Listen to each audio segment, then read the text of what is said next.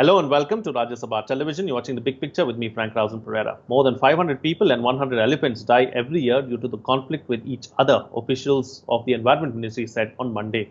Releasing the figures at an event ahead of World Elephant Day on August 12th, the officials said interaction between humans and elephants have led to the death of both. As per the last census conducted in 2017, India is home to 30,000 elephants. Addressing the event, Union Environment Minister Prakash Javadekar said elephant conservation is vital as it balances the ecosystem. Elephants have to be kept in forests for which fodder and water augmentation program has been initiated. Minister also added that by next year results will start showing. In this edition of the Big Picture, we will analyze some best practices to tackle human-elephant conflicts. Joining me on the program today are Noel Thomas, IG, Project Elephant, Ashok Pai, former Chief Conservator of Forests, Uttarakhand, and Achintya Singh, wildlife photographer. Thank you to all my guests for joining me on this edition of The Big Picture. So, Mr. Thomas, let me start the program with you first. Let's talk about this best practices document that the Environment Ministry has come out with as far as dealing with human elephant conflict is concerned. What is the scale of the problem? What are some of the best practices that can be followed?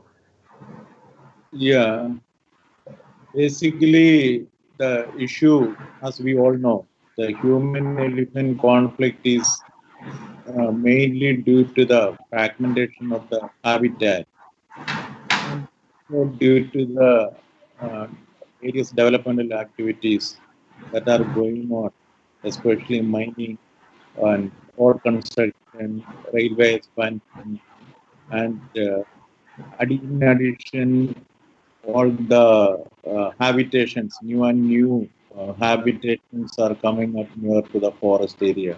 So then what happens is the corridor or the elephant movement pathways are getting blocked or it's getting obliterated. So, and this leads to uh, conflict and uh, people also get around 100 people are getting 100 elephants are getting killed and more than 500 human beings are also getting killed every year. So we do uh, take up various measures. The state forest departments are being advised to follow certain uh, standard operating procedures. They have been issued a set of guidelines and they can adopt whatever feasible to their locality and bring down the conflict. So basically, there are very good examples now in all over the country,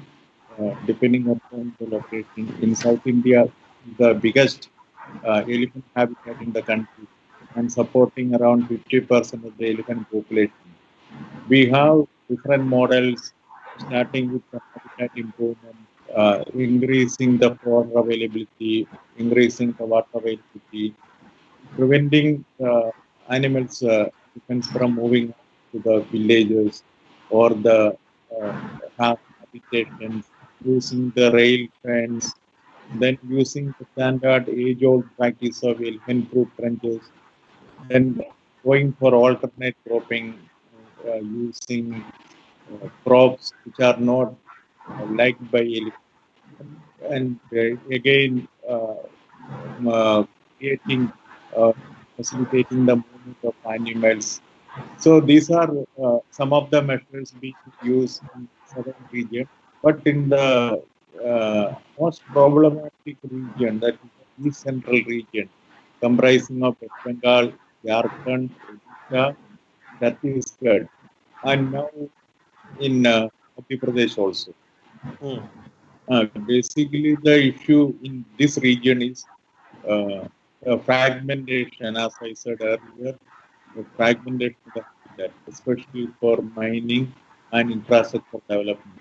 This has and colonization, increasing habitations, increasing townships, and all these things are resulted the blockage of the corridor, the passages, migratory pathways of the animals. So Right. this has brought in such a huge conflict situation, and it's increasing.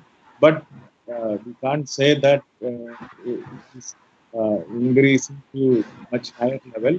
But more or less the every year we are average of as I said earlier, uh, out of 100 elephants, around 70 elephants are dying in this region, Sure. in the east central region, and 70% of the elephants are also dying in this east central region. So this is so we are ministry is in touch with state forest departments, and we are trying our level best to bring down and using the best practices in other parts of the country, uh, so Okay, that points.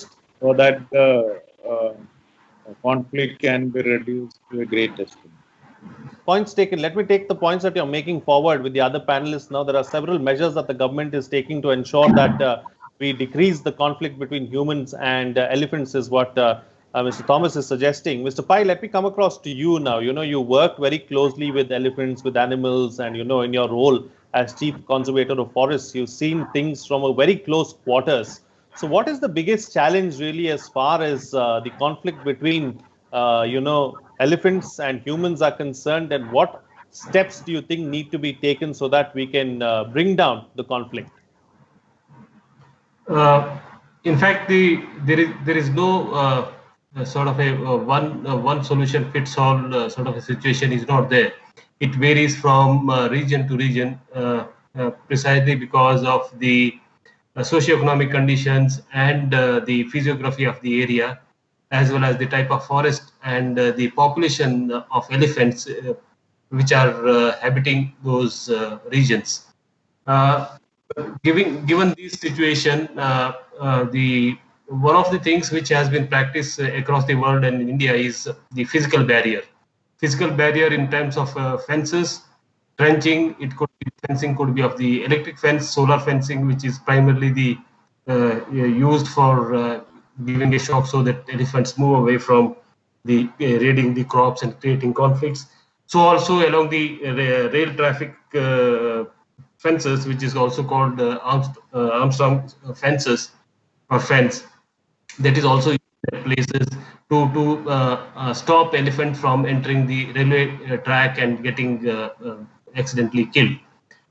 In addition to this one, there have been instances of the attempt to change the cropping pattern, but the problem there is that most of the people or the farmers residing in these vicinities are the small farmers who grow food for their own consumption, and making them change the cropping pattern is a Herculean task, because they grow what is economical for them or which gives the food security. There have been attempts in the world across to use the population management practices, which includes culling of elephant, for example, in the Kruger National Park and Zimbabwe, etc. But culling is not an option which has been exercised in India, and perhaps there are issues which needs to be debated before that kind of a measure can be thought of. But there are other measures with regard to the population management, especially the contraception is one of the processes which may appear a bit expensive and time consuming, but that works. That has worked for human beings, that has worked for other animals. So why not elephants, even though it may be a bit expensive? Translocation of the animals from the areas which are densely populated and to the areas which are less populated by animals and the humans, and that could be also one of the things which in some places works, and that is how you manage the population. Now, coming to the issue of the growing more forage and food within the forest area, is a sort of a debatable issue for the simple reason that the food and forage has always been a limiting factor for population growth. And if you are providing more food and forage, that may not help in population management per se, and rather you may have to go in for the crops which within the forest, which may virtually make the forest a fodder forest for the elephants, and which would be again is a ecologically not a desirable thing. Hmm. There are various options and mix of these things depending on the region where you have been trying to address these issues needs to be put in place. The propensity of the conflict of elephants and man is much more in the eastern India, West Bengal, Odisha, and Jharkhand than in other parts of the country, primarily the southern India. There have been a large number of people getting killed in the West Bengal. I think between 2015 and 2018, about more than 300 people have been killed in West Bengal, equal number in Odisha. So also elephants get killed in the process. So the measures when we talk about the by manipulating the natural processes may be counterproductive in the long run. That needs to be weighed carefully before we think of. But Sure.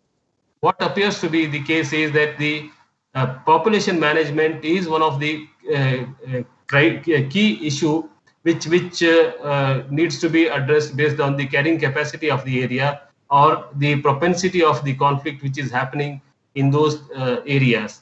Right. So, yeah. Okay, points taken. Let now, Achintya, how important is it to deal with and to take care of the habitats really as far as the elephants live in as well, and ensure that elephant corridors too are maintained so that we see less contact between wild elephants and humans. See, what we basically need to address the problem is that only 22% of the elephant habitat that is found is within our protected area network. The remaining elephant range lies outside in places which is now overrun by people. Also, elephants eat up to 300 kilograms of fodder in a day. And they're always looking for new food sources, more nutritional food sources. And their herds, they migrate, they go from one national park to another. And in the process, the pre-existing corridors, which are now overrun by people and are slowly converting into farmland, are all farms. So those farms are then further crop raided. Like recently in the last 40 to 50 years, there has been no reports of wild elephants from central India and Bandhavgarh. But elephants have traveled from Orissa to Madhya Pradesh. Like crossing two states, they have reached Bandhavgarh National Park. Now they are staying here. In the last 10 years, there's the elephants staying at Dudhwa Tiger Reserve have become resident because of the sugarcane farms present near Dudhwa National Park. Okay. All right, then taking the discussion forward, Mr. Thomas, we've very clearly established over the last 12 minutes or so that majority of the problem really lies in eastern India. What is it so different about eastern India? Why is it the conflict is far more in eastern India than anywhere else in the country? Basically, as I explained, the one is the developmental activities. Mining is the major. Then network of roads and rails. So that is also a major reason. Then creation of more townships and habitations are basically encroachments. People are moving more and more inside or good elephant area. Then blockage of the, as I said, the blockage of the passage, the corridors, elephant corridors. So it all have contributed to increasing conflict. So basically, increasing cultivation. As my co-panelist said, that 150 years back, all the Madhya Pradesh they had a very good elephant population. Then they moved ahead to the Chota Nagpur area. Then now, because increasing mining activity, developmental activity, colonization, etc., in Jharkhand, Odisha. So typically, again, they are coming back to Chhattisgarh, this northern part, Sarguja, those areas. The forest areas are not very rich as in South India because basically sal and other associated species. We know that sal forests are not very good for elephant, especially as a fodder. And the bamboo forest is degrading. Bamboo used to be a very good fodder for elephants. And once the people started moving inside or near the boundaries of forest area or creating enclosures within the forest areas and start cultivating. So naturally, the elephants will be looking for a easy food rather than going for the forest bamboo and other things. They come out and have the rice, then or pumpkin, sugarcane, plantain, and other things. So, because it is more of people going deep inside the forest, or more of encroachment, more of so in all these mining areas, you have townships. So Right. more area is diverted for habitation, construction of townships, cities, etc. Roads have come, rail is there. No, many lines, double track and other tracks are there for carrying the iron ore, or bauxite. So, they all have resulted in increasing human-elephant conflict in this region. This is exactly the reason why it is less in South India. You won't see such sort of fragmentation. You won't see such sort of degradation of the forest area.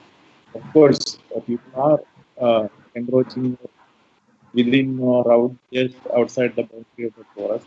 It's a problem in South India also. But Sure. large scale mining and other developmental activities, infrastructure development, road, rail, etc. not there. South, especially in the elephant habitat. Right. Okay. Points taken. Now, let me take the points that you're making forward with Mr. Pai. Mr. Pai, this issue of, as India grows, as India becomes an economic superpower, the aspirations of the people of the country to go up. So, how do you strike a balance? Because as the aspirations go up, there's bound to be more development, bound to be more infrastructure projects. How do you strike a balance between infrastructure and development and wildlife and ecology? One of the things which is to be remembered is that as the economic development happens in a region, the people who are depending on the forest or living in the vicinity of the forest, their number goes down. As a result, the chances of conflict reduces. If you look at the cases of West Bengal and Odisha or Jharkhand, these are one of the least developed and highly populated districts where the alternate economic opportunities for the people residing in the vicinity of the forest is very low. So it is a good thing that if there is a better economic opportunity, people would like to live the life of drudgery and move away. And urbanization is the other related, and people moving away from them and living in the urban areas where they have better economic opportunities or the employment opportunities would reduce that one. In addition to the aspirational part of it, where the linear projects happening, there are ways of doing it. For example, the elevated roads, elevated rail corridors, all these they provide without fragmenting the habitat further. They can meet the requirement of physical infrastructure as well as keep the movement of the wild animals without compromising it. The other options which have been practiced and worked to some extent is that, like in the case of Northeast Frontier Railways, have been using the bees' buzz, that the sound of the bees which rattles the elephants, they move away from that one. So they have been using it effectively. For example, in 2013, I learned that about 19 elephants were killed, and now that has come down to 10, and because of the use of this kind of a technology like the bee buzz by the North Frontier Railways. And similar other experiments which have been working well is the real-time tracking of the elephants through the radio collars or the chip inserted. That would help in forewarning the people and shooing away the elephants, etc. So the development and the ecological integrity can go hand in hand, provided all our decisions are driven by primarily the science and bit of pragmatism. And that, as I said, that the science should take the lead in our decision making rather than the emotions. The example of I would quote of Chela Motchur Wildlife Corridor, which has been declared free of human habitation. This is an example where it shows that if there is a will by voluntarily relocating and taking adequate other management measures, some of the corridors which were affecting coming in the way of free movement of the elephants can be addressed. So also the road which is being constructed between, rather expanded between Hardwar and Dehradun, the design is supposed to be having an elevated road so that this corridor of Chela Motichur also remains intact and integrity of that corridor is retained. Right. So these are certain sort of measures which are working well, and that shows that there are ways of meeting both the ecological requirements as well as the genuine aspirations of the people. But as I said elsewhere, that the wildlife management cannot be seen in isolation. That has to be seen in the entirety of the development of the communities and the people living in the vicinity of those protected areas, as well as the wildlife per se. So Sure. when sort of a complete picture is kept in mind and adequate measures are taken in a comprehensive manner, then perhaps we get more options and better solutions. Okay. All right, Achintya, as far as elephants are concerned, they are known to travel vast distances in search of food and water. So does this also pose a challenge to the authorities, more so in a country like India, which is densely populated? Of course, of course. See, since our corridors are a lot of corridors fall in non-protected areas, so the corridors are constantly being converted into farmland. Elephants are run by a matriarch, and her duty and responsibility is to learn routes of migrations over the years. And like absolutely all the elephants present in most regions migrate depending on the food and water availability. Mostly it's got to do a lot with seasons also. Like certain places, like where in summers they go somewhere else, in winters they're back again. Like the elephants were constantly migrating between Nepal and India at Dudhwa National Park. Then the corridor got disturbed from the Nepal area. There was illegal tree felling. There was agriculture in Nepal. There was conflict in Nepal. Chili bombs were being used. Then the elephants found a better food source in the farmlands of Lakhimpur Kheri. So instead of heading back to Nepal and using their own old migratory route, they started crop raiding in the Lakhimpur Kheri region.